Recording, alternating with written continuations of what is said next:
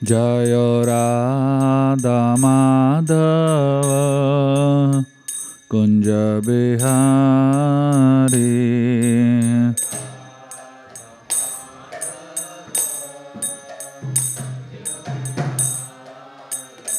जय गोपी जन वल्लभ गिरिवरधारी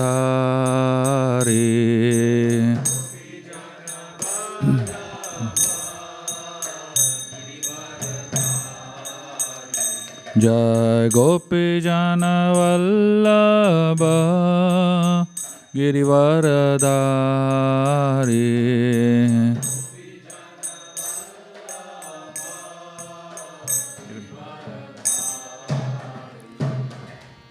यशोदानंदन व्रज जन रंजन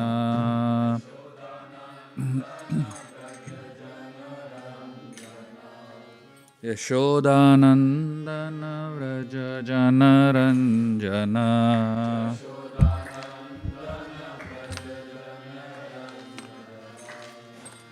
यमुना तीरा वनचारी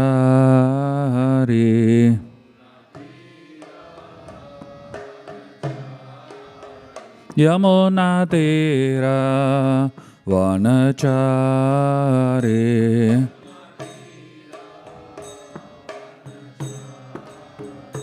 जय राधा माधव कुंज बिहारी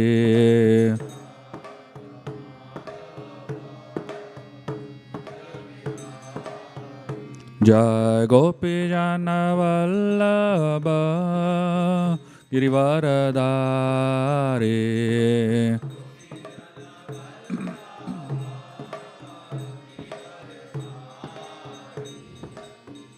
यशोदानंदन व्रज जन रंजन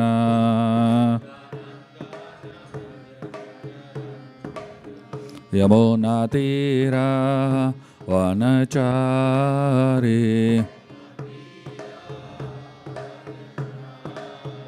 जय राधा माधव कुंज बिहारी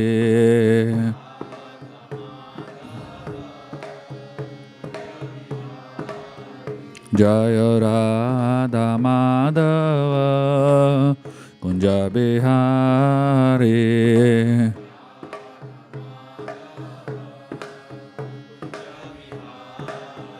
जय राधा माधव राधा माधव राधे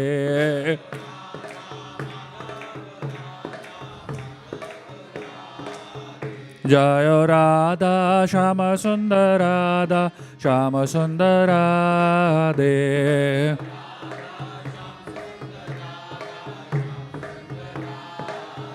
जय जय प्रभुपाद प्रभुपाद प्रभुपाद जय जय प्रभुपाद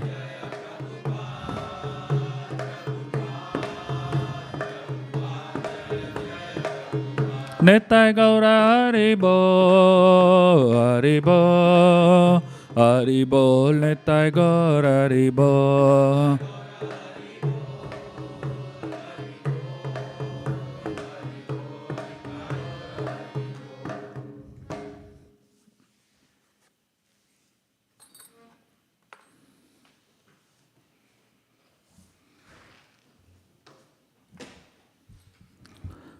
जय मुष्टपाद परमंश प्रभुचार्य अष्टोत्तर सरस्वती श्रीमद ऐसी भक्तिवेदांत स्वामी शिल प्रभुपाद की जय मुष्टपाद परमंश प्रभुचार्य अष्टोत्तर श्रीमद भक्ति सिद्धांत सरस ठाकुर महाराज शिल प्रभुपाद की अनंत कोटि वैष्णव वृंद की नमाचार्य शिल हरिदास ठाकुर की ग्रंथराज श्रीमद् भागवत महापुराण की समवेद गौर भक्त वृंद की निताय गौर प्रेमानंदे। ओम नमो भगवते वासुदेवाय ओम नमो भगवते वासुदेवाय ओम नमो भगवते वासुदेवाय Om Agyantimirandasya Gyananjana Shalakaya Chakshurunmilitam Yena Tasmai Shri Gurave Namaha. Shri Chaitanya Manobhishtam Stapitam Yena Bhutale Swayam Rupa Kadamayam Dadati Swapadantikam Vandeham Shri Guru Shri Yutaha Padakamalam Shri Gurun Vaishnavamscha Shri Rupam Sagrajatam Sahagana Raghunatam Vitam Tam Sajivam Sadvaitam Savadotam Parijana Sahitam Krishna Chaitanya Devam Shri Radha Krishna Padan Sahagana Lalita Shri Vishakan Vitamscha He Krishna Karuna Sindhu Dinabandhu Jagatpate Gopesha Gopika Kanta Radha Kanta Namostute Tapta Kanchana Gaurangi Radhe Vrindavaneshwari Vrishabhano Shute Devi Pranamami Hari Priye Vancha Kalpatarubhyascha Kripa Sindhubhyevacha Patitanam Bhavanebhyo Vaishnavebhyo Namo Namaha Jai Shri Krishna Chaitanya Prabhu Nityananda Shri Advaita Gadadhar Shrivasadi Gaura Bhaktavrinda Hare Krishna Krishna Krishna Hare Hare Hare Ramo Rama Rama Hare Hare. Hare Krishna. I'd like to welcome all of you to the Bhagavatam class today. So today I'm going to be speaking on this topic, Rise in Love with Krishna. There is a very interesting verse in the Mahabharata that actually gives a very strange description actually. And this verse, it talks about a recipe, a cooking recipe. Now you might wonder that how come a cooking recipe is in the Mahabharata, you know? But it's actually a cooking recipe. It's a very interesting recipe. So this verse, it compares this entire world to be like a big vessel. You have these huge kadais, right? Like big cooking vessels. So this whole world is compared to a big vessel in which oil is boiling, basically. And all of us, living entities, are compared to balls, which are thrown into this boiling oil, basically. So we all come into this world and we're getting fried out, essentially, you know. So every one of us, whether you're a devotee or a not devotee, you will get fried, basically. There are different ways to fry out people, you know. We are talking about taxes, you know. The way taxes are created is to fry out people. The way relationships work today is just to fry out each other, you know. The weather, you know, that also equally fries people out. So every way you are checkmated everywhere, basically. So everywhere you have to go through this intense experience of being fried out. Now, while these balls are getting fried over there, you know, this actually is a recipe of a very interesting sweet called Kala Jamun. I don't know if you all have eaten Kala Jamun. You know? It's a bigger brother of Gulab Jamun, basically. So, this recipe exactly talks about that. You know, the Mahabharata story, this verse, it actually talks about the recipe of Kala Jamun. You know? So, the living entity is kept in that boiling oil, and the ladle that is used, the palta or whatever that spoon that is used, is time factor. So time factor is turning us around, making sure that we are fried out nicely, you know.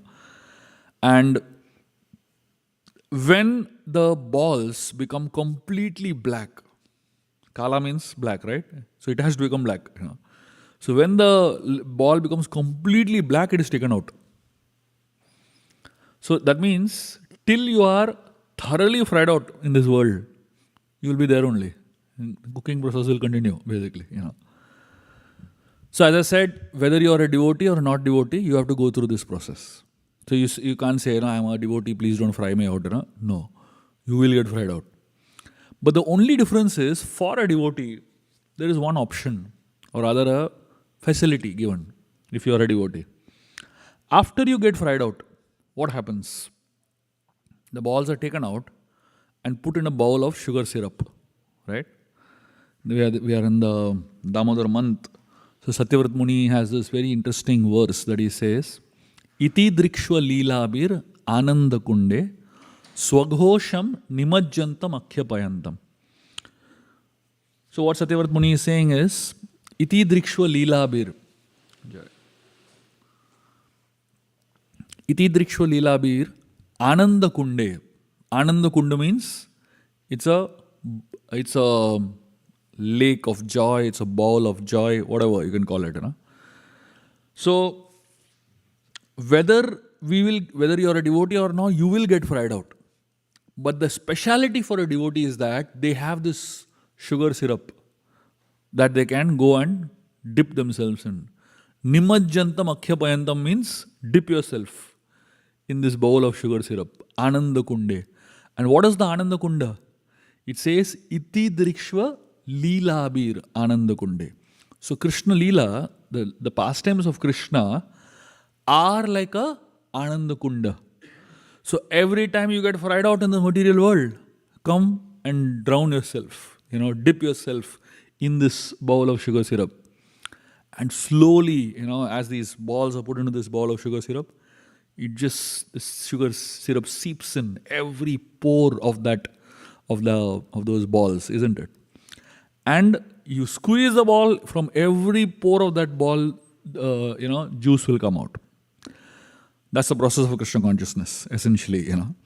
So we go out, work in offices, work in companies, and do a lot of things, get fried out there completely, and then come on Saturday, Sunday, dip into the bowl of sugar syrup.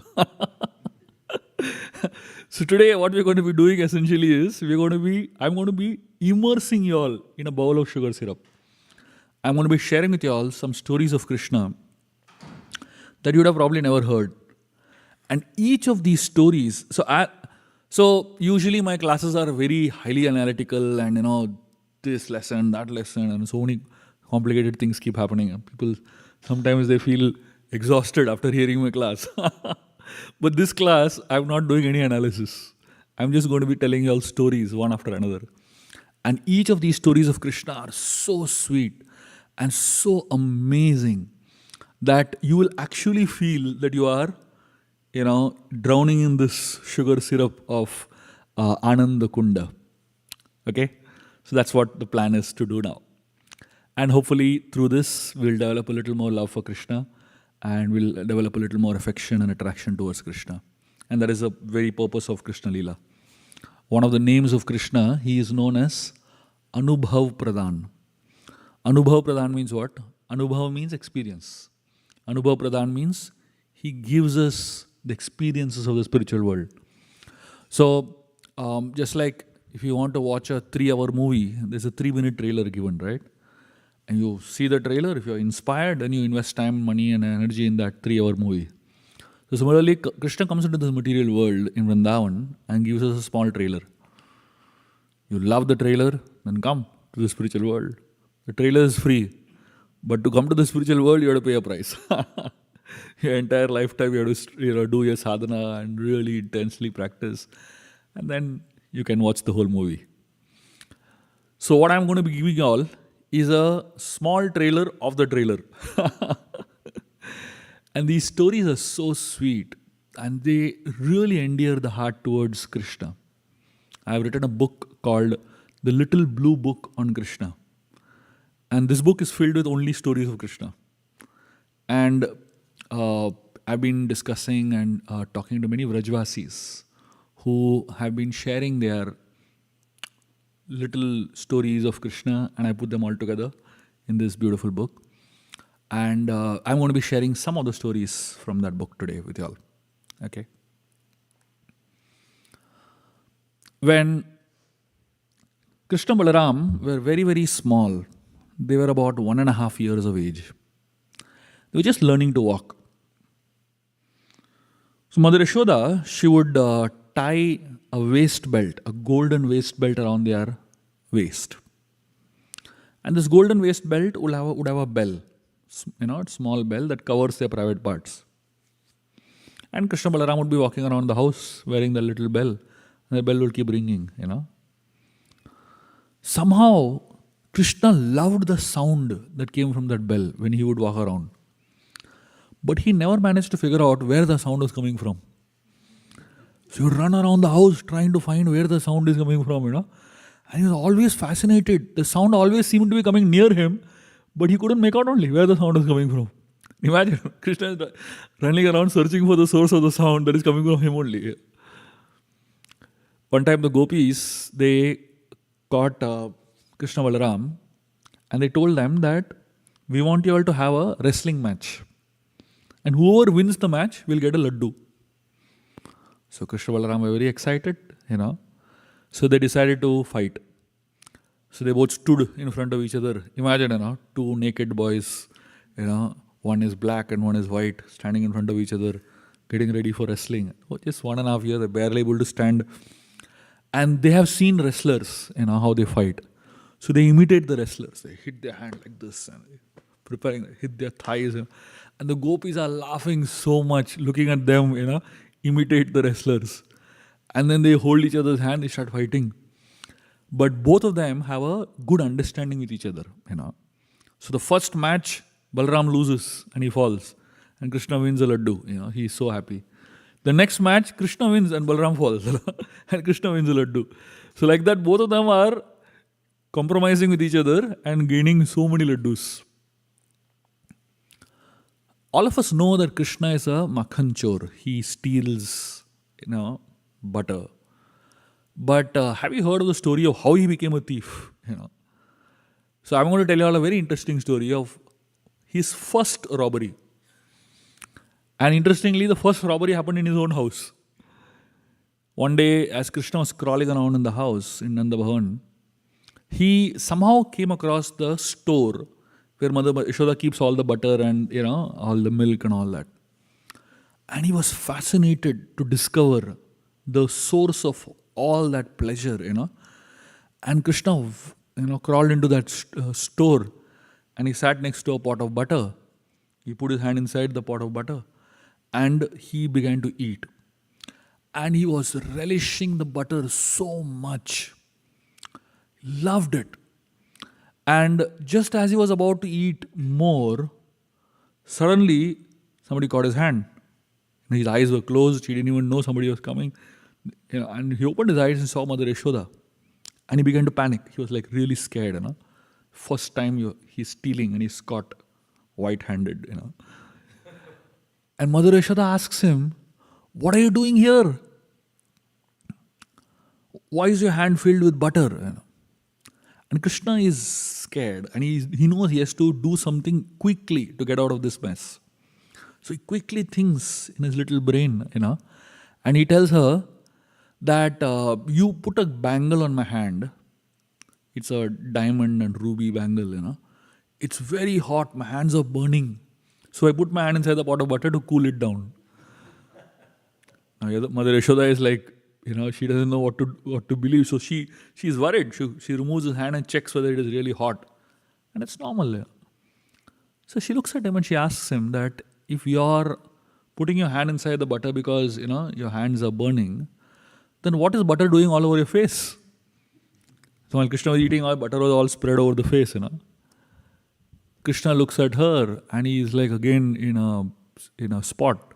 He suddenly thinks and he says, "While I was putting my hand inside the pot of butter, one ant was roaming around in my face. So I removed the ant like this." And Mother Yashoda was so bewildered, She didn't know what to say. She just picked him up and took him inside. And then that day, Krishna got the confidence that I can steal and get away with it.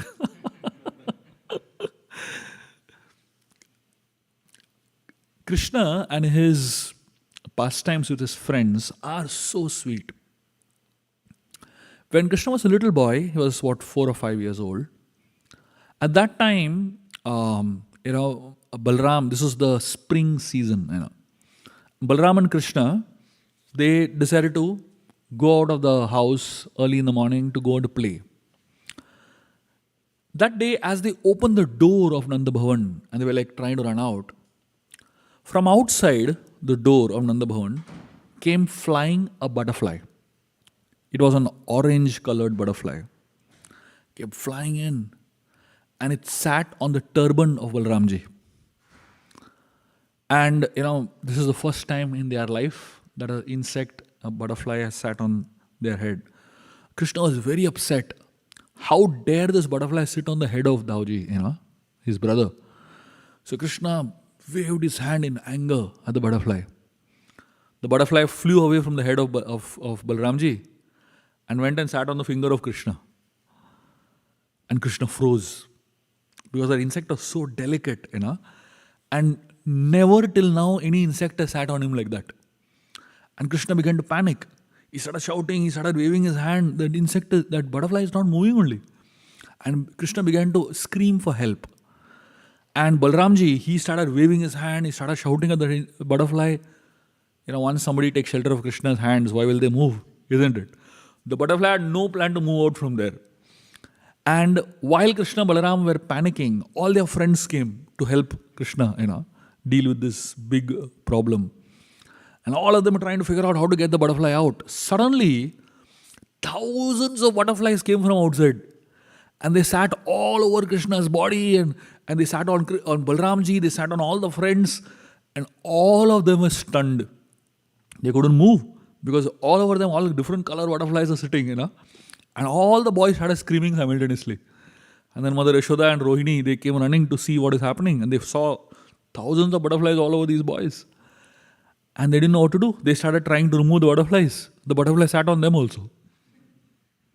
That's it. That's the end of the story. The pastimes of Krishna and Vrindavan are just so sweet. And each one of them is in such a way that it just attracts the heart so much. One time, as Krishna was celebrating his birthday, Janmashtami day, Mother Yashoda told Krishna that I want you to go into the Goshala and get one cow. Early in the morning, we'll do some Go Puja. So Krishna, ran to the Goshala and he saw one beautiful calf. He pulled that calf and got the calf inside the house. So as he brought the calf inside Nanda Bhavan, suddenly he saw there was a pot of butter hanging from top. He got distracted, Sometimes when these things happen, Krishna loses sight of what he is originally planning to do, And he put that calf below that pot of butter, And he stood on the calf. And he caught hold of that pot of butter to remove it. As soon as Krishna caught hold of the pot of butter, the calf ran away from below. And Krishna was hanging from the ceiling. He started shouting for help. And Mother Yashoda saw that Krishna is hanging from the ceiling. She said, how did you reach over there? I told you to get a calf. So Krishna said, no, first remove me, I'll tell you. She said, no, you remain there only. And she went away. There was a friend of Krishna whose name is Madhumangal. A very funny guy, And he loved to eat. It's like, favorite thing in the world. So Madhumangal once was with Krishna in the forest. And as they were roaming around in the forest, Madhumangal felt hungry. And he saw Krishna do something strange. This was a mango season. And there was ripe, beautiful mangoes all over in all the trees. Krishna stood under a mango tree. And as soon as Krishna stood under the mango tree bent down. And right in front of Krishna were hundreds of mangoes hanging, And Krishna just picked up one and began to eat it. Madhumangal was fascinated by this. Madhumangal went to Krishna and said, I also want mango. I'm feeling very hungry. As soon as I see mangoes, I feel hungry. Krishna said, it's very simple. I'll teach you a mantra. You chant this mantra, the mango will come down. You can eat. Madhumangal was amazed. He never knew that this is a mantra to bring mangoes down. All his life he has been throwing stones and it's been so difficult to get mangoes. So he said, yes, yes, please teach me. And Krishna taught him a mango mantra. And Madhumangal, he's a Brahmana, learned the mantra nicely. And he went and stood under one mango tree and he chanted the mantra intensely. And he opened his eyes, hoping that there'll be mangoes hanging in front of him. Nothing happened. No mangoes were there. So he went to Krishna and saying, mantra didn't work. Krishna saying, no, you didn't chant properly. Go and try again. So Madhumangal went, closed his eyes and very intensely chanted the mantra again. Again he opened his eyes, no mango. And then he realized Krishna has fooled him. Krishna is laughing over there like anything. And in the meanwhile, Madhumangal goes to Balramji and he complains against Krishna that this is what Krishna has done to me. Balramji says, hey, you don't get mangoes for chanting mantras like that. To get mangoes, I'll show you what to do. He went and shook the tree, and all the mangoes from the tree fell down. So Madhumangal gathered all the mangoes and he went and ate. One time, all the friends of Krishna, they decided to steal in one gopi's house. And so they go to different houses and, they plan strategically, So in this one house, they jumped through the window. And when they knew when the gopi was not there, so they all jumped in one by one. And they removed all the pots of butter and they began to eat nicely. And while they were eating, suddenly the door seemed to be opening. And suddenly the boys realized they had to run. So all the boys started jumping out of the window. Just like very quickly started jumping out like monkeys. Madhumangal, he was continuing to eat. He said, see, anyway, one person has to go last. So I will go last, let everybody go ahead so that I get to eat more. So he kept eating and eating, till the last moment. And finally the door opened, now he knew he had to go. So he ran at full speed, jumped out of the window. But the problem was, when he went in, he was thin. But because he ate so much, he became so fat that his belly got stuck in the window, So his front part went out and the back part got stuck. So the gopis caught the legs of Madhumangal. And Krishna and his friends caught the hand of Madhumangal. They were pulling him and the gopis were pulling him in. And Madhumangal was stuck so badly, he started shouting, leave me, someone leave me. Finally Krishna left him and he went inside the house. And the gopis beat him black and blue. So after they beat him so much, his Madhumangal comes out, all beaten up. And he tells Krishna, what kind of a friend are you? You allowed your friend to be beaten up like this. This is not right. So Krishna got very upset. So he went, to the gopis. And he told the gopis, do you know what will happen because you have beaten up a Brahmana so badly? All of you will get very bad husbands. They will beat you up. And they will be so ugly and they will be so cruel. The gopis said, no, we don't want bad husbands. We want very good husbands. Krishna said, there's only one way you can get a good husband. If you make Madhumangal happy. And he gives you blessings. So all the gopis took Madhumangal, put him on a throne and kept a lot of laddus in front of Madhumangal. And Madhumangal is eating those laddus and giving blessings to everyone. One time, all the friends of Krishna, they were in the forest. And while they were playing in the forest, they suddenly felt hungry and they wanted to eat something. So they went and told Krishna, please Krishna, can you give us some food to eat? We're feeling very hungry. So they were in the middle of the forest. There's nothing there, So Krishna took out his flute and began to play his flute. And as he began to play his flute, hundreds of baskets of laddus manifested all over the mountain. Hundreds of baskets. Imagine, and all different varieties of laddus. Rava laddu and bundi laddu and motichur laddu. All different varieties. And the boys were so happy. They began to pick up any laddu they want. They started eating. And they ate so much till they were full. And still there were hundreds of laddus left. So now what to do with all the remaining laddus? So, they picked up laddu and started throwing at each other. And very soon, there were thousands of laddus flying all directions. Hundreds of laddus flying from here to there and there to here. And all over the mountain, there was like, powder of laddus. Till today in Vrindavan, every single year, there's a laddu festival that happens, commemorating this particular pastime, And the And the Vrajvasis actually play with the laddus. Jai. One time, um, as early in the morning, one day, Krishna knocked on the door of one of the gopis' house. And it's like at 6 o'clock in the morning, the gopi opened the door and she was shocked to see Krishna standing out. She said, Krishna, what are you doing here early in the morning? Krishna was in a very sleepy mood, he's just woken up. So Krishna tells the gopi that we are going to have some very important guests in our house. Some big sadhus are coming, and we don't have butter in our house. So Mother Yashoda sent me to your house to get butter. So she said, you have the best butter in Vrindavan. So this gopi was actually so happy that Mother Yashoda considered her for this service. She went inside and got 2 pots of butter. And she gave it to Krishna, saying that, please take this and give Mother Yashoda on my behalf and feed the guests, feed the sadhus. And she also gave 1 packet of mishri. Mishri is like sugar balls. She said, mix this sugar balls with butter and give to the sadhus, they will like it. Krishna said, yes, yes. And he said, I will come and return back the 2 pots to you, after a few days. She said, no, this is from my side, my seva. And Krishna said, thank you, and he turned back. So as soon as Krishna turned back, the gopi closed the door. And when the gopi closed the door, Krishna sat outside the house only, on the floor, And all the friends of Krishna were hiding, they came out. And the friends told Krishna, Krishna, what are you doing sitting outside the door? You just stole from this house. Krishna said, when you steal, it is more fun to sit outside the house you have stolen from and eat there. So he said, all of you will sit here, we'll eat here only. So all the boys sat in a circle and Krishna began to give them, makhan mishri.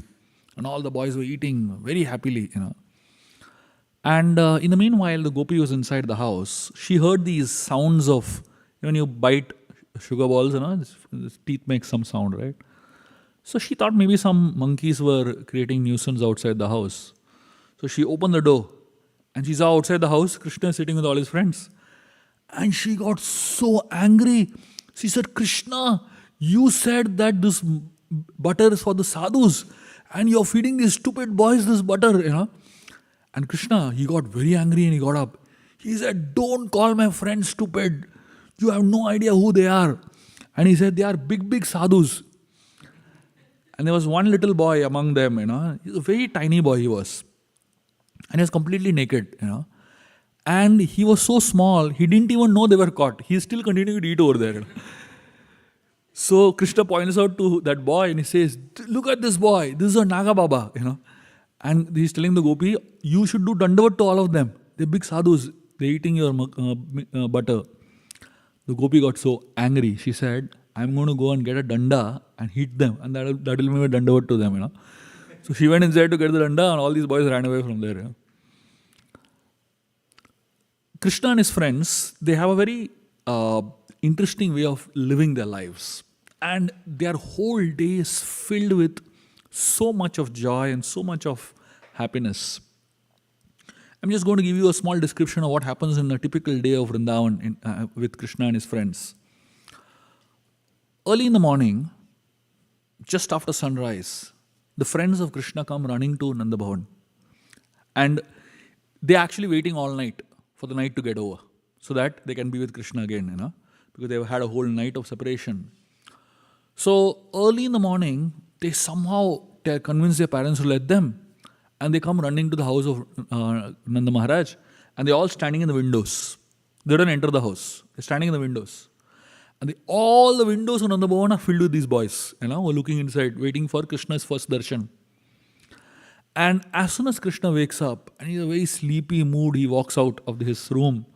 All the boys are so excited seeing Krishna wake up, And all of them are waiting for Krishna, for Mother Yashoda to bathe Krishna and, feed him. So, Mother Yashoda bathes him, and as soon as the bathing is done, she puts on a basic dress on Krishna. And as soon as the basic dress is done, all the boys come running in. They all come running in and they help Mother Yashoda dress up Krishna. And all the boys, they're helping in the dressing process. All the boys are helping in the dressing process. And interestingly, The way the boys help Mother Yashoda dress is also systematic. The boys who are older than Krishna, they help Krishna dress on the head, the turban and the neck, that the older boys help with. The boys that are of same age as Krishna, they help dress till the waist of Krishna. And the boys that are smaller than Krishna help dress the feet of Krishna. And like this, all the boys are, helping Mother Yashoda dress up Krishna nicely with all kinds of jewelry and with all kinds of decorations and turbans and beautifully dressed. And then Mother Yashoda feeds all of them and gives all of them different boxes. And they all run into the forest. And as Krishna and all the friends are going into the forest with the cows, there are thousands of cows moving in. Mother Yashoda, Nanda Maharaj, and all the older Gopas and Gopis, they also move along. Now, the boys and Krishna, they're very well behaved because the parents are watching them, So till they reach the edge of the forest, Mother Yashoda and Nanda Maharaj and all of them walk along with them. When they reach the edge of the forest, Krishna turns behind and tells them, "No, you go back home." So Nanda Maharaj and Mother Yashoda, with a heavy heart, they turn back and return back to Vrindavan. And as soon as the elders go away, Krishna runs to a tree. He throws his turban first, and then he removes all the jewelry, throws all the jewelry. All the jewelry that he has been put, he throws it all out. And now, in the forest, there's a second dressing that happens. And this time the boys dress up Krishna purely with forest flowers, fruits and leaves. And then Krishna is dressed gorgeously by all these boys together. And now they're ready for a whole day of play and fun, And after Krishna Balaram are garlanded and dressed very beautifully, they go and start playing so many games. It is explained that the number of games that Krishna Balaram play are so many. Every single game that is played in today's world was invented in Vrindavan. Every single day they would invent new games. So all the Olympic games that we see were first originally played in Vrindavan by Krishna Balaram and his friends. And Krishna would do so many funny things with his friends. Sometimes Krishna would imitate the flying birds. So the birds are flying in the sky and their shadows are on the ground. And Krishna would spread his hands like this and run exactly in the same direction that the birds are running. Sometimes Krishna would sit next to a monkey and imitate the monkey exactly. The same face the monkey is doing, Krishna would also do. Same actions that the monkey is doing, Krishna also would do. And the monkey would be amazed whether he is a monkey or Krishna is the original monkey. And then Krishna would imitate the frogs. He would go and sit in a lake where the frogs are sitting. And exactly the way the frog jumps, Krishna would also jump. So like this, Krishna Balaram and his friends, they had so much fun in the forest. Sometimes the friends would get into a mood of seeing a performance. So one friend would draw a huge box on the ground, with their hands like this. And that box would become the stage. And they would invite Krishna to be on the stage. And Krishna would jump on the stage and he would start playing his flute. And as Krishna would start playing his flute, everyone would gather and sit around. All the boys would sit in front of the stage. And all the animals in the forest and birds in the forest, they would also sit. So now Krishna had an audience. And he would start playing the flute so beautifully. And along with that, he would start tap dancing on his feet. And Krishna would dance so beautifully. Everyone would be mesmerized looking at Krishna. And Balaram, suddenly he would jump into the stage. And Balaram would not dance on his feet. He would dance on his hands. Now imagine, Krishna is dancing on his feet and Balaram is ulta, dancing on his hands. And Balaram would run around Krishna, dancing on his hands in circles around Krishna. And all the boys and the monkeys and the peacocks and all the birds, they would enjoy so much seeing Krishna and Balaram perform for them. So like this, they would spend their entire day in so much excitement and so much bliss. And at the end of the day, of course, in the middle of the day, they would have lunch. And the lunch would always be such an elaborate meal, The boys would sit in circles around Krishna. Right in the center of the circle would be Krishna. And then there would be 8 boys sitting around Krishna in a circle. The 8 most important Gopas. And around the 8 boys, there would be 16 boys circle. And around that, there'll be a 32 boy circle. Like that, the circles would expand so many, thousands and thousands. And each boy felt Krishna is sitting with them only. That was the most amazing thing. Every single boy felt Krishna is only reciprocating with them. And Krishna and the boys, they would do funny things. One time, one boy gave Krishna a samosa. And that samosa which this boy gave, Krishna would love because the mother of this boy would make the best samosas in Vrindavan. And Krishna was so eager to eat those samosas.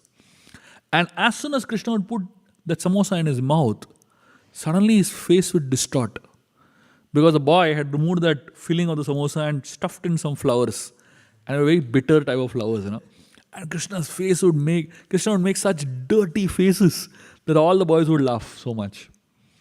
And then there was Madhumangal, whose mother made the best chas in Vrindavan, the best buttermilk. And Madhumangal would never share the buttermilk with anybody. Before anyone gets to him, he would drink it all, And Krishna would be very, very watchful of this fellow drinking the buttermilk. So when Madhumangal would, open the buttermilk and drink it all, his face would be like filled with buttermilk to the brim, Mouth would be so full. And Krishna would go and hit him on both the cheeks, And all the buttermilk would come out from Madhumangal's mouth. And Krishna would open his mouth and drink it directly. Imagine how fortunate these boys are that they're having such a direct and such a loving connection with Krishna. So like this, these boys in Vrindavan would have so much fun with Krishna all day long. And then it would be evening, and inevitably they would have to return back to Vrindavan. And before they return back, the cows are grazing all over the place, right? They're like thousands and thousands of cows spread all over. Now, how do you get these thousands of cows back? Krishna would take his flute and play a particular note.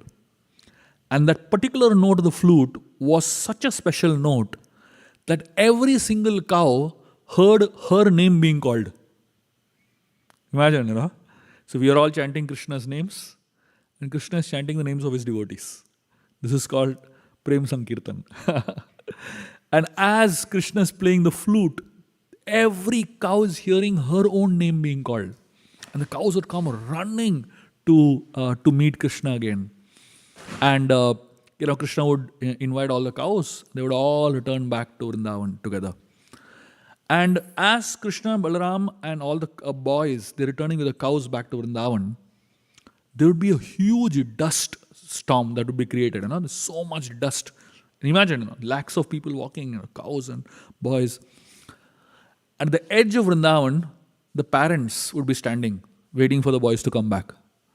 And the moment they would see that dust cloud rise up, they would start having tears in their eyes, expecting to see Krishna, And the moment they would all see Krishna, they would just be so fascinated by looking at Krishna again. It felt as if they have not seen Krishna for years. It's just been a few hours. But the feelings that they had was so intense. And Krishna would go and meet Nanda Maharaj and Mother Yashoda, and all the boys would meet their parents. And at that point of time, the gopis, they would be waiting there for Krishna to come so that they can get a glance of Krishna. So all day long, they've been waiting for Krishna to come, but they've never been able to see Krishna. And then Mother Yashoda takes all the boys and goes home. And typically, some boys go to their own homes, but a few boys still hang around with Krishna. They come into the house of Nanda Bhavan, And Mother Yashoda, no matter how many boys come, she will give, a small meal to all of them. So one day, all the boys are sitting in a circle, and they were all eating, the food that was given by Mother Yashoda. And this was a meal of rice soaked in milk and with some sugar in it. So the boys were all eating nicely. And while they were eating, they were talking so animatedly, so excitedly, they were talking with each other. And while they were talking with each other, they were least bothered about how they were eating, isn't it? They were so small. And invariably, milk would be falling all over their chest and all over their face, and it'd be like a total mess. And they are so excitedly eating, One boy, his name was Toke, very tiny boy he is, much smaller than Krishna. He's one of Krishna's cousins. So this Toke told Krishna, "Do you know Pavitra is going to give birth to a baby?" And Krishna's eyes light up. He said, "What? How do you know? How do you know?" Pavitra is a cow in their Goshala. And now it all made sense why Pavitra didn't come for grazing that day. Krishna was wondering why Pavitra has not come. And the moment this boy says that Pavitra is going to give birth to a calf, Krishna becomes excited. It's an information that he doesn't know. And Toke becomes so proud that he knows something that Krishna doesn't know. And Toke with great authority he says, "Yes, my mother told me." And Krishna is fascinated because he has never ever seen a cow give birth to a calf. And this whole thought only is so fascinating. Suddenly, the servant who is serving them milk and all, he comes and he says, "Pavitra has already given birth to a calf." The moment the boys hear that, they get up and run to the Goshala. And Mother Yashoda is so upset with this servant. Why did he say at the wrong time? The boys didn't even complete their meal. So the boys all run to the Goshala and they go to see Pavitra. And this Pavitra is this beautiful white cow that has just given birth to a calf. And this calf is so small that it is not even able to stand. It's just lying down there and the cow is licking the calf. And Krishna is so amazed. He has never seen a calf just born. And he goes and stands next to Pavitra and the calf. The mother is absorbed in the calf, licking the calf, and the calf is absorbed in its mother, because the calf doesn't know anything in this world, But the moment comes, Krishna comes and stands over there, both of them start looking at Krishna only. And the mother stops licking her calf and starts licking Krishna. Imagine. And Krishna, what he does, he pushes the face of the cow back to the calf. He tells, "Lick her, lick her," And the cow again helplessly starts turning to him and licking him only, And Krishna is pushing again the face of the cow. The idea is that the Acharyas explained how all of us, we want to love Krishna and we turn towards Krishna. And Krishna turns us back towards our family. That's what Vrindavan is. Vrindavan is not about avoiding people in your life. It's about connecting with Krishna, and Krishna connects you back to his devotees. So then finally Krishna, he decides to help this calf stand up. He puts his hand under the calf and the calf is struggling to stand up. So he puts his hand under the calf and lifts the calf up. And when Krishna lifts the calf up, the calf suddenly gets confident and he stands up on its four legs. Now imagine if Krishna is trying to lift somebody, why will they not stand? Isn't it? And the calf and the cow are looking at Krishna so beautifully, and Krishna is looking at both of them so beautifully. And what an amazing reciprocation this is, isn't it? So then finally, the day gets over, and Krishna and Balaram and all his friends, they have done so much fun. Now it is time to put them to sleep. Mother Yashoda tells all the boys, "Go back home." She shoos them all away. With great difficulty, the boys go home. And when the boys go home, their mothers, they arrange for food for them in their house. The boys are just not ready to eat. You know why? Because they can't eat without Krishna. So every mother in Vrindavan, all over Vrindavan, every single mother keeps another plate in front of them. So there's one plate for the boy and there's one plate for Krishna. In every house in Vrindavan, there is an extra plate kept. And the mothers keep that plate to convince the boys that Krishna is going to come.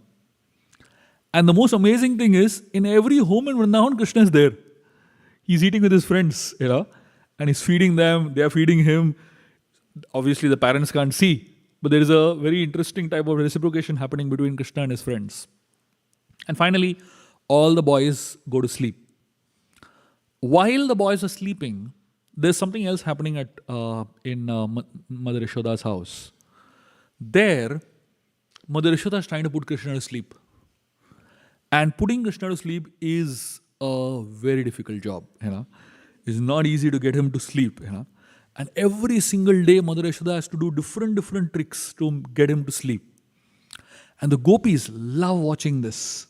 All the elder gopis learn so much parenting tips from watching Mother Yashoda take care of Krishna. So they're all standing on the windows and looking at how Mother Yashoda is putting Krishna to sleep.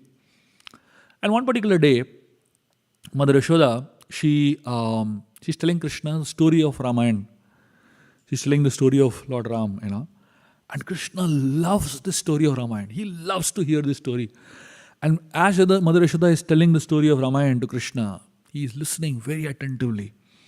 And suddenly the section comes where Ravan is kidnapping Sita. And as soon as the section comes of Ravan kidnapping Sita, Krishna stands up on the bed. He says, "No, Lakshman, get my bow. I'll kill him. I will not allow him to kidnap." And all the gopis outside, they're thinking, is she making him sleep or is she making him wake up? And Mother Yashoda realizes that it's been a very bad story to tell during sleep. And she realizes that this is going to be a mess if I continue. Suddenly, Mother Yashoda falls on the bed. And suddenly she falls unconscious. As if she's not breathing at all. And Krishna was doing all this drama of getting the bow and this and that and all that. And suddenly he sees no audience is there. Mother Yashoda was his only audience. She's going to sleep, And Krishna wakes her up. Because she needs attention, right? It's like if a child is doing a drama, then obviously if nobody is watching, who's going to do the drama? So he shakes her, wakes her up, and Mother Yashoda doesn't move at all. And then Krishna realizes that now there's no audience, better go to sleep. He sits on the bed and goes to sleep.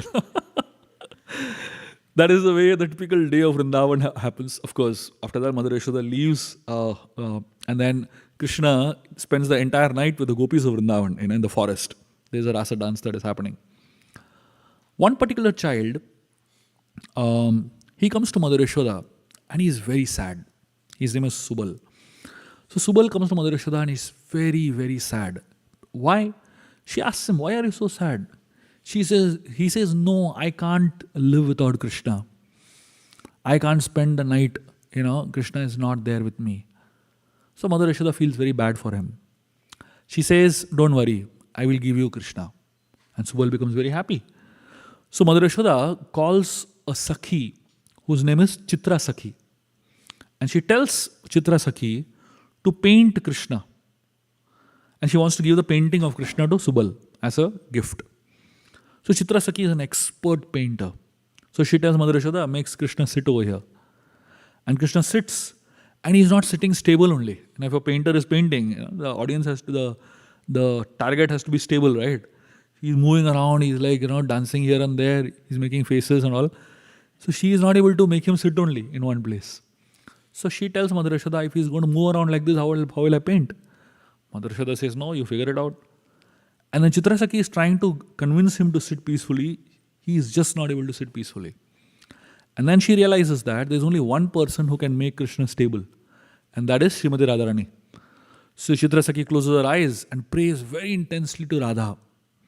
And as soon as Chitra Sakhi prays intensely to Radha, Krishna becomes very stable. Ekdam, peaceful, very, very stable, quiet, And then Chitra Sakhi paints a beautiful painting of Krishna and gives it to Mother Yashoda. And Mother Yashoda, she gives this painting to Subal. And when he sees the painting of Krishna, Subal becomes so happy. And from that day onwards, every single night, Subal keeps her painting next to him in the bed and goes to sleep. And he feels he's sleeping with Krishna only. So like this, Vrindavan is filled with so much of beauty and so much of love. And all the friends of Krishna, they love him so much, and Krishna loves them so much. I'm going to tell you all a very beautiful story, and this is the last story I'll tell for today. One time, Krishna was celebrating his birthday, and this is one of my favorite stories. As Krishna was celebrating his birthday, it was Janmashtami day. Mother Yashoda called all of the Vrajavasis for a birthday party, and all the friends of Krishna came to his house for a birthday. And all the friends of Krishna got him gifts. And the gifts that they got him were very tiny gifts, nothing great as such. One boy got Krishna a 3-colored flower, a beautiful 3-colored flower. And Krishna saw the 3-colored flower. He was fascinated. He said, "I've never seen anything like this." He runs around and he's showing everyone, "See what Toke has given me." He's just showing how the flower. Then another boy comes. His name is Bhadra. Bhadra comes and he says, "Krishna, see what I've got for you." And Bhadra, he's got a small ball in his hand. And in that ball, there is a paste. which is a cow dung paste. Paste made up of cow dung.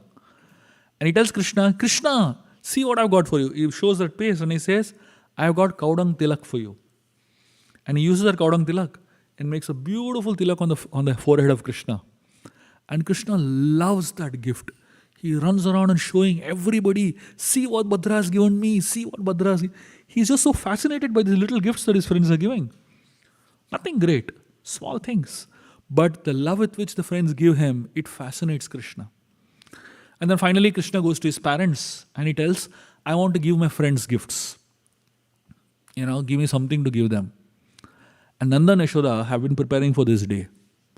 Whole year, they collect different gift items so that Krishna can give it to his friends. And they collect some of the most precious gift items in the world.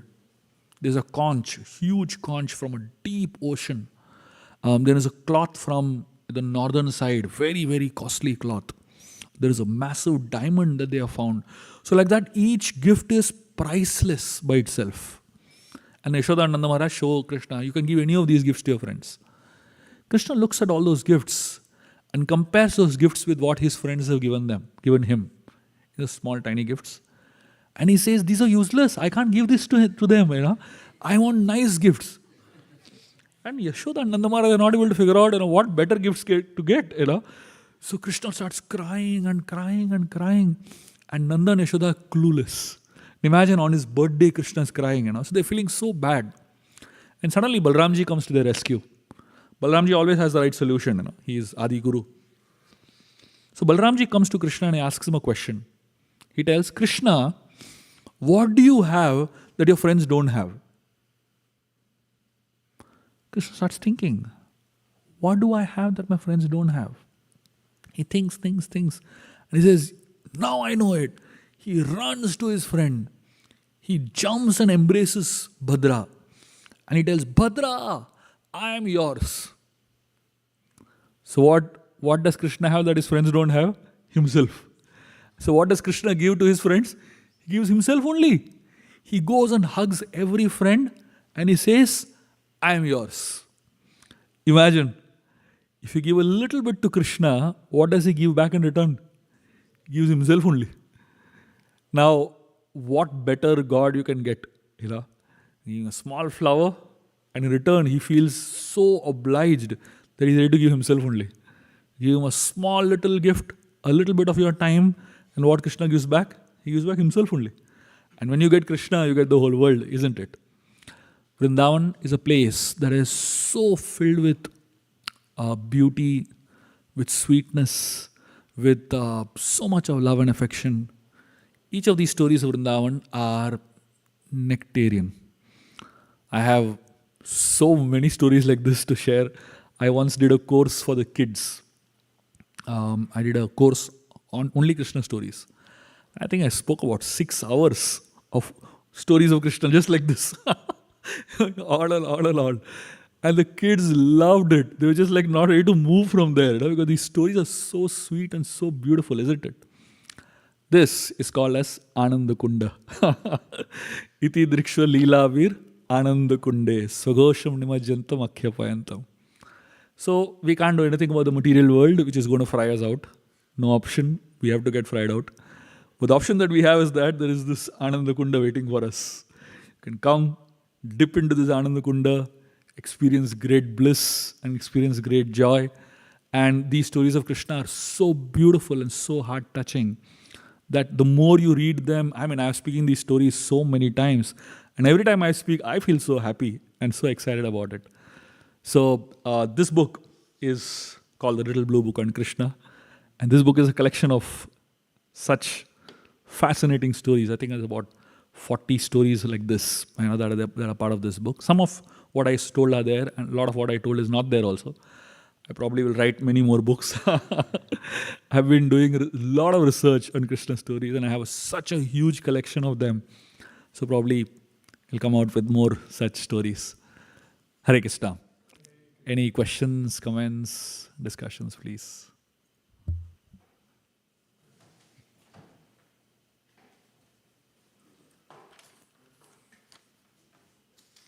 Oh, I didn't know we have time till 10. Okay, we can take some questions and then probably I'll continue a little bit more. Any questions, comments? Yes, bro. So it's interesting, like when you share that story. Thank you for sharing all the beautiful stories, by the way. So the mothers kept a plate Yeah. on the side, and then I heard a similar phenomenon is going on nowadays as well, where kids in America, especially, they have imaginary friend actually. Maybe it's coming from those times, and then kids will not eat if there is not a plate set up for their friend, which doesn't exist. So I was relating to that when you were sharing that story. See, everything in today's world is a perverted reflection of what happens in Vrindavan. Agreed. So maybe they're doing it for different reason, but I was very like fascinated when We have to shared introduce them to Krishna as their friend. that. Yeah, thank you. Thank you. Anything else? Any other questions? Yes, bro. Thank you, Prabhu, for sharing these so sweet and enchanting stories of Krishna. Prabhu, so are they noted down, written down in some scriptures by Vyasdev, or these are mainly passed down in Vrindavan through Vrajvasi? So whatever I told you all today, most of them are from Vrindavan, basically. There are some Vrajvasis whom I have been discussing with, who have been sharing these stories with me. So they are hidden in Vrindavan. So what I have been doing in all these years is that, there are so many amazing things that we don't know much, about. We don't have access to them. And a lot of it is written in Rajbhasa. It's not even in Hindi, So most people don't even have access to those. And those books are even disappearing, most of them, So I'm trying to get access to all of that literature, as well as talking to senior Rajvasis in Vrindavan and trying to, understand their mood and their consciousness and putting it all down together. So that's my little attempt. Thank you, Prabhu. Yeah. More than anything else, what I feel is that these stories just endear Krishna to you. So we already love Krishna. We're trying to, at least. But these stories just increase the flavor a little bit. Thank you, Prabhu. Looking forward to more such books. This book you have written, the little blue book on Krishna, it's really so wonderful and Thank you. takes us on that journey. Yeah. So the way I've written this book is, every story of this book is written in a different voice. Different people are narrating the story. Like one story is being narrated by Vasudeva. A story is being narrated by Putana. Basically her experience, what she had. One story is written by a pole, a pillar in Nanda Bhavan. The pillar observes many things that are happening. So the pillar is writing from his voice. So some stories written by peacocks, some stories written by some gopis and gopas, like that. So the idea is Krishna is known as Rasaraj, right? He's a king of rasas. So to experience different rasas, I felt it will be great to write in the voice of the devotee, of the different people that are connecting with Krishna, so that particular rasa comes out. So that's the attempt.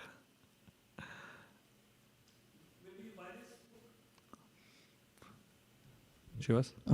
So right now we just have limited copies, but it's available online. We can order more from India as well. So whoever wants copies can contact Shivas Prabhu and we'll make Please let sure we me get for you. Sure.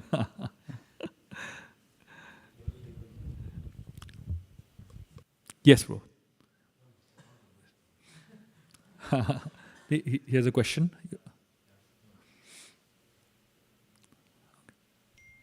Thank you so much, Prabhu. This is such a nectar. You have really dipped us into that sugar syrup.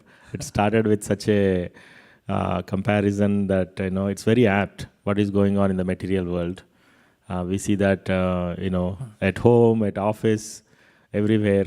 But Saturday, Sunday, when we come to the temple, we feel so much nectar. And thank you for taking us through this. So we beg that you visit our center more often, if possible, every 6 months. Any other literature, Prabhu, where we can get these kind of pastimes? I know you told that you got this from Rajvasis, but any other books in general? There are many books, but these kind of stories I've not found too much in English. Basically, they're either in Hindi or in Brajbhasha, basically. So I don't know how else to recommend. But if I do come across, I'll let you know. Thank you, Prabhu. Yes, bro. Hare Krishna, Prabhuji. Thank you very much for these wonderful pastimes. I'm sorry, Prabhuji, I'm going to like spoil the mood little bit from all these amazing pastime. I want to ask a doubt because I know like I can get it addressed like very well from you. So these pastimes, Prabhuji, are very nice, like Krishna and Vrindavan, like we understand them very nicely. But sometimes, Prabhuji, in Bhagavatam, like we have some pastimes, like because of my evil mind, maybe like I perceive it like that. For example, like this pastime of like 4 Kumaras entering Vaikuntha and they were stopped by Jai Vijay. Like so, this pastime, if we look from different like different characters involved, like Lord and Jai Vijay and 4 Kumaras entering. So 4 Kumaras also, Prabhuji, like it's mentioned, like their nature is that they cannot get angry, even if they were stopped. Like Lord in their heart only like made them got angry, so that they were like they cursed Jai Vijay. And in fact, Jai Vijay also, like, they are very highly qualified and like they could recognize actually that they are devotees. They would not have stopped. Lord only made them like in their heart ki they should stop. And then once this happened, Lord only coming there, like he's appearing and then he's taking side of Jai Vijay. So it appears like Lord is only playing everything. Like he's only making them angry and then he's like making them like inspiring them to like stop them. And then he's appearing on the scene and then he's saying that I take the responsibility of my servant and like that pastime happened. And then later this like whole everything like then Jai Vijay comes to this world and like then he's coming to kill them and like whole all the pastime which like, so I feel ki Lord only is doing like he's only making them like a demon like and everything he's only orchestrating. In fact, the pastime, the reason it happened actually they stopped and everything, that also Lord only orchestrated. So then I sometimes feel ki like because like sometimes like some like mischievous behavior some kind, like I feel like why like Lord is doing like that kind that thing really. See, between the Lord and his devotees, there are many things that happen. Between them, there is good clarity. There is no confusion between them. They are very clear. The confusion is in our life. So I feel that when we analyze the pastimes of the Lord, especially with his pure devotees, we shouldn't analyze them from our mundane point of view, basically. Because when the Lord wants to have a tough fight, and he also feels weary sometimes, he wants to have a very tough fight. So the demons are very tiny, what will they fight with the Lord? So he empowers one of his devotees only to fight with him, so that he gets like a tough fight, basically. So now Jai Vijay coming to the material world is that one of the reasons that the Lord has a very powerful enemy to fight against. So whenever the Lord wants to experience particular rasas, he creates a mood through one of his pure devotees only. That's the way to understand this particular pastime. And the devotees of the Lord are cooperators in the plan of the Lord. So they're not competitors to the Lord's plan, they're cooperators. Whatever the Lord wants and whatever mood he wants them to be in, they mold themselves accordingly. So that is the way I would understand that pastime. So Jai Vijay also immediately understand the mood of the Lord. The Kumaras also immediately understand the mood of the Lord. And everyone is cooperating. So it apparently to us, it seems that, there's a strange phenomena going on. But between them, there is no strangeness. And between them, it's like, a group of theater actors, they are all very much in sync with each other. They know what role I'm doing, they know what role the other person is doing. The same person one time does Narsimhadev role, next time he does Hiranyakashipu role, So now, between the actors, there is solid clarity of who is doing what role. And they love each other. Otherwise, beyond the stage, basically. On the stage, it seems that they are fighting with each other like mad, But off the stage, they love each other. So, Krishna is considered to be one of the greatest actors. And he has a whole band of pure devotees who are assisting him in his pastimes. And for us who are neutral, we observe, we see it like a real fight, we see it like a real war going on. But between the Lord and his pure devotees, there is love only. When the Lord is hitting his devotee, it's love. And the devotee is also getting hit by the Lord. He experiences great ecstasy, So between them at that level, there is, a different type of reciprocation going on. That's a different rasa. Now, obviously, if you are not a Kshatriya, you won't understand that rasa. It's a rasa called Virya ras. So in Virya ras, the more there is blood, the more there is fun. So now we can't handle blood only. Little blood comes, we start crying. But for Kshatriyas, they need that bloodshed. They need a lot of such adventurous things happening. So now the Lord uses his devotees only to get that experience. Prabhu, you had a question?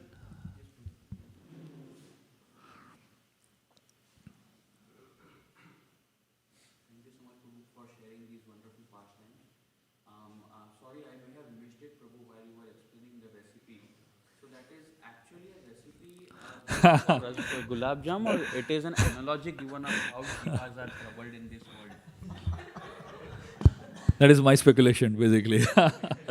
the Mahabharata explains it in a proper way only. So I kind of added a small flavor in it. What happens to the non-devotees? They are still getting fried out. They don't have an option of, they're deep fried. And even if they are removed from the deep fry, they are put in another deep fry. They go to the bar and they get fried there more, So, there is no Ananda Kunda, basically. It's like, a wounded person, you put salt on the wound, it becomes worse, right? Like that. Yes, bro. So, Prabhu, you mentioned a lot of pastimes of the Lord, and each pastime tells us about a quality of the Lord. Like, Lord says, "I'm yours," and He gives. So, when we are reading a pastime of the Lord, how do we decipher that quality that is the pastime is trying to? See, in Krishna Leela, what I personally feel is, Krishna Leela is not meant for too much analysis, Especially Vrindavan pastime of Krishna. Just enjoy. Mahabharata pastime of Krishna, you can do a lot of analysis. In Vrindavan, Leela essentially means switch off your head, turn on your heart. That's what it means. So when you are experiencing Krishna Leela and Vrindavan, don't think. Just enjoy it. Of course, there will be definitely deeper lessons in it. But the most important aspect of Krishna Leela is just to experience that, the sweetness of Krishna. Yeah. Anything else? Yes, bro. Prabhu, on the same note, we find that, for example, the pastimes of Krishna in Dwaraka, especially, the second half of Krishna book, it's not that sweet, and sometimes, it creates a lot of contradictions also. Sometimes one may also think that why Krishna does something in this particular way. So how do we understand these pastimes, and what should be the mood to understand these pastimes? So all of the pastimes have proper, understanding in terms of why the Lord does each of the things. I don't think there is any pastime that doesn't have a logical understanding or reference to it. But yes, compared to Vrindavan pastimes, the Dwaraka and Mahabharata pastimes are a little more complex in nature, and they are more human elements to it, which is definitely true, because the role of Krishna moves from Vrindavan to when he goes to Mathura and Dwaraka and Kurukshetra. It moves from just reciprocating with his devotees only, to establishing dharma, re-establishing dharma. The element of re-establishing dharma is always a more complicated affair, isn't it? Because the line between good and bad is always a very thin line. And especially in Kali Yuga, as it comes closer to Kali Yuga, it becomes even more thinner, right? So Krishna was, though in Dwapara Yuga, he was the last phase of Dwapara Yuga, isn't it? And in the last phase of Dwapara Yuga, the distinction between good and bad starts becoming diminished, basically. So that is why you'll find the complications are more, at a later phase. And the beginning phase is little lesser, And also in Vrindavan, it's pretty crystal clear, because the mood is very, very different. But as you come from a village to a city, the complications changes, isn't it? Even now we see that. If you are in a village, life is very different, life is very slow, and life is very simple, basically. When you come to a city, it becomes more complex, it becomes more difficult, because the mindsets are of city people is so different. And if Krishna is going to deal with such complicated people like Duryodhana and Dhritarashtra and Shakuni and all that, he can't be a simpleton of Vrindavan, isn't it? So he adopts in a very amazing way. In fact, that Mahatma Gandhi himself, it's very difficult to reconcile Krishna's variety of the way he is, who he is in Vrindavan, who he is in Mathura seems to be totally different personalities, and that's why he is Purna Purushottam Bhagavan, right? He can exhibit all kinds of natures. Yeah. Anything else? Any other questions? Krishna Prabhu, Dandapanam. I'm from online. Hare Krishna. Thank you for the nice discussion on Krishna's pastimes. Prabhu, actually, I had a question on the book Think Big to Win. Actually, that book I am currently reading, written by you, Ramayana series, 6th. Okay, 6th volume. Okay. Yes, it's Think Big to Win. Yeah. So, Prabhu, there, while Ravana was killed, you actually kind of added a nice pastime of Hanuman, like on how he fetches that arrow from Mandodari. Yeah, Brahmaban. Yes. So I wanted to know, Prabhu, how kind of you got that information from which source, and why you felt inspired to include that, because some of the Ramayana series, actually that story is not there. They just say that Rama shot an arrow at Ravana's navel, and that kind of dried up the nectar. But here you added some more inputs and kind of integrated this story of Hanuman. I just wanted to kind of know, Prabhu, how kind of you felt inspired to add this story, and from where you added. So what I've been doing in the Ramayana series is that the base of the whole series is Valmiki Ramayana only. But along with Valmiki Ramayana, what I have also done is I've added stories from different Puranic references, as well as folk tales, which are in alignment with Valmiki Ramayana, basically.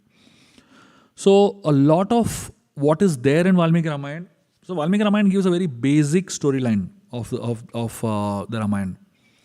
But many of the things, why things happen, there is a backstory somewhere else. Like, Chaitanya Mahaprabhu gets this reference of Kurma Puran, for the Agni Pariksha episode. So like that, for a lot of the stories, why something is happening, there is a backstory to it, So the backstories are not in the Ramayana directly, not in the Valmiki Ramayana directly. So the sources of those backstories are either Puranas, or it could be Lokapraman, folk tales, basically. So now I have not restricted myself in terms of only keeping things that are having specific references. So I have kept it a little more broader, because I'm writing more like a novel style, right? So when you're writing a novel, what is more important is a narrative rather than just the source. So I have very clearly mentioned right in the introduction itself that these are all the plethora of sources from which I have been writing, basically.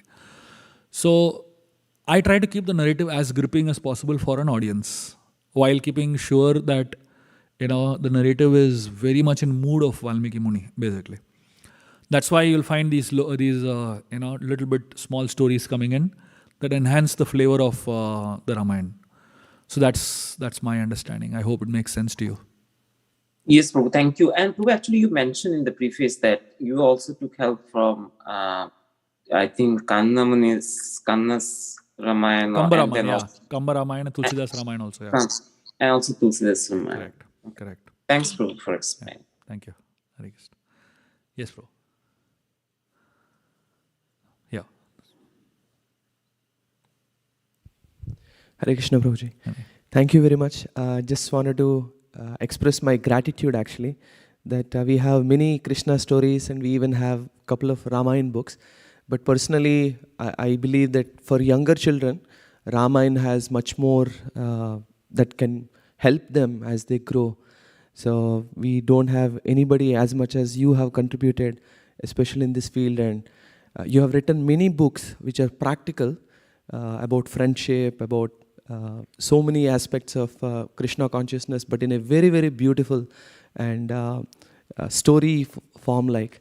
So my son who is sitting there, he loves, he attended many of your classes, Ramayana courses and Krishna pastimes that you are mentioning, the books. So thank you so much for walking this earth. Thank you so much for what you do. Really, really grateful. I know probably over, even outside ISKCON, many people are really connected to what you're doing and they are establishing their connection to Lord Ram and Lord Sri Krishna through you. So thank you very much for doing this. That's the only aim of my life, to help people find greater connection with our scriptures, because our scriptures have so much to offer the world. The only thing that I'm doing is trying to present them in a way that a common man can understand it and live by it. I feel very strongly that the more we make the scriptures accessible to a common man, the more they will actually have faith in them, and the more they will be able to live based on them. Because all our scriptures, whether it is a Bhagavatam, whether it is Gita, Ramayana, Mahabharata, all of them are written for human beings to live by them, right? They're written like that. But unfortunately, most of the scriptures have been reduced simply to stories that have no relevance to people's lives, unfortunately. And also, there are two extremes ways of presenting the scriptures. One is a very traditional way, which today's youngsters can't handle or can't understand. It's too traditional for them. And one is a very twisted and modern way, which is again completely bogus. So I felt that we need to be somewhere in between, where we keep authenticity in place, but at the same time we present it in a way that is relevant to a common man and make life more meaningful and a little more beautiful. So I feel that these are like bridge books that help people come towards Srila Prabhupada's books, towards Srila Prabhupada's teachings. So there are a lot of people that may not be able to access Srila Prabhupada's books. And my little small role is to help people walk that little path and come in touch with Prabhupada's books and perfect their lives through connecting with ISKCON. Thank you. Thank you very much, Roji. So I will also like to maybe share the mood of everybody here. Please come here more often. And thank you to Srivas Chandra Prabhu, who is your connection to ISV here. So we would love to have you more often here. Thank you.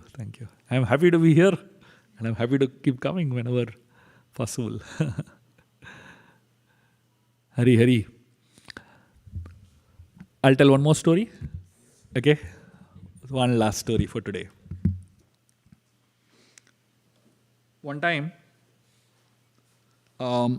Krishna was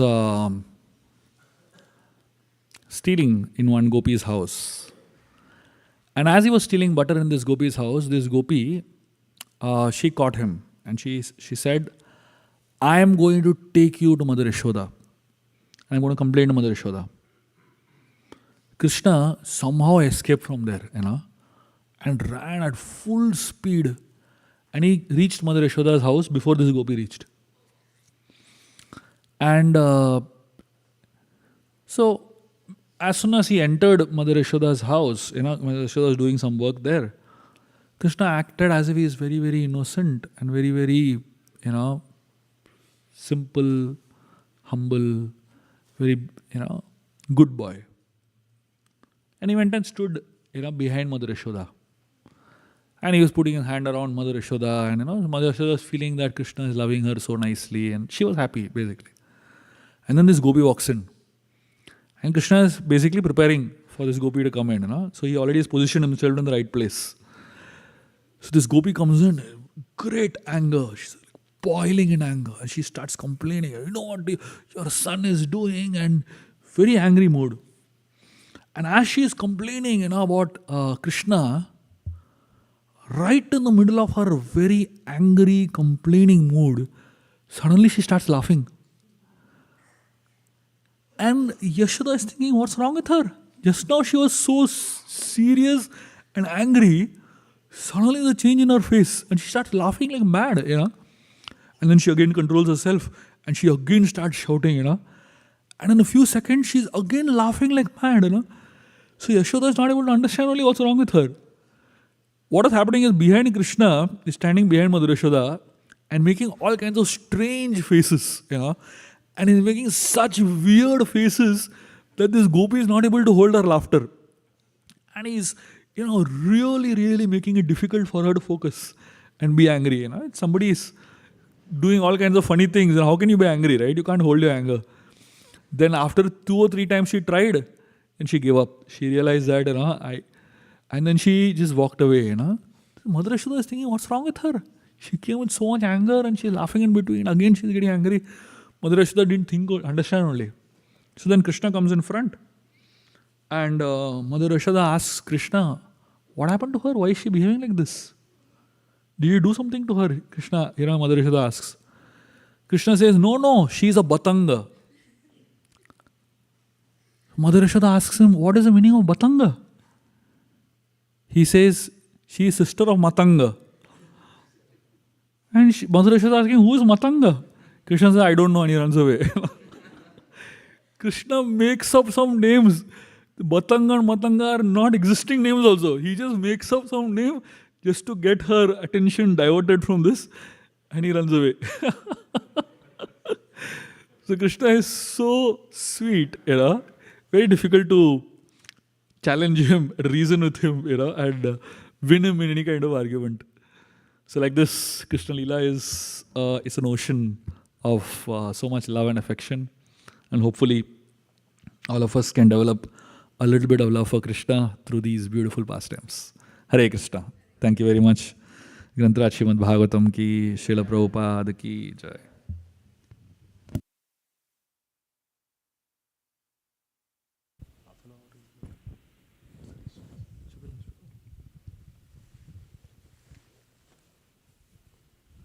His Grace Shubha Vilas Prabhu ki jai.